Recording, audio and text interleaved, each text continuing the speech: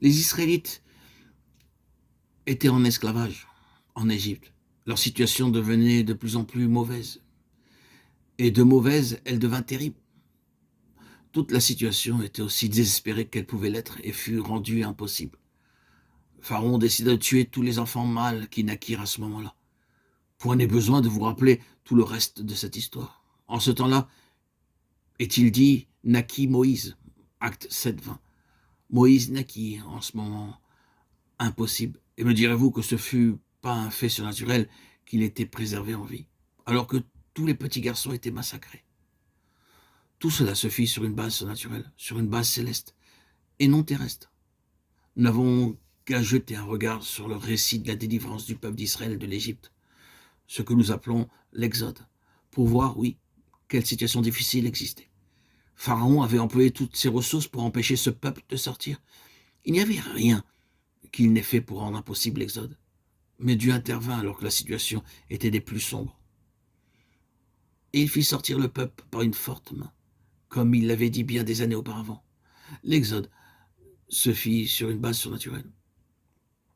Il en est de même pour l'histoire des 40 années dans le désert. Si nous ne croyons pas que ce fut surnaturel, allons essayer de vivre dans un désert durant 40 années. Je l'ai survolé un grand nombre de fois en avion et j'ai dit, oh, comment une nation a-t-elle pu sur Terre vivre ici pendant 40 ans? La réponse était, ils ne l'ont pas pu sur Terre. Ils l'ont pu par la puissance du ciel. De toute manière, c'était une vie céleste. Elle n'était pas naturelle. C'était Dieu. Il avait mis cette nation sur une base surnaturelle. En arrivant à la fin de ce temps-là, nous trouvons Josué. Nous savons ce qu'il eut à rencontrer. Il y avait dans le pays de Canaan toutes ces nations fortes et très mauvaises, et Josué dut conduire le peuple dans le pays, en prendre possession et en chasser toutes ces nations.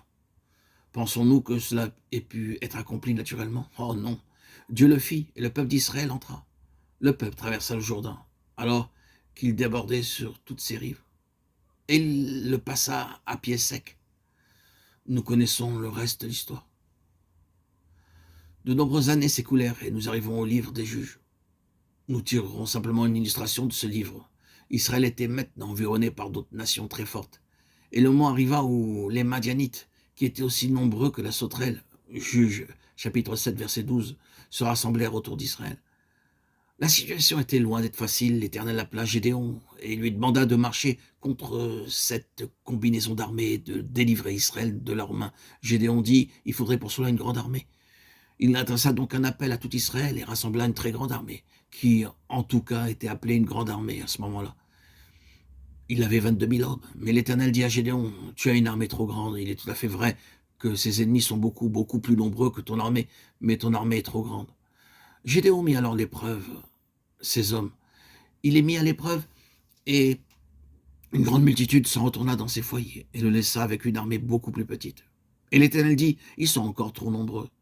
Certainement, il élève Gédéon sur une base céleste. Lorsque Dieu eut terminé cette préparation de Gédéon, il ne lui restait plus que 300 hommes. Et il dit, je vous donnerai la victoire par ces 300 hommes.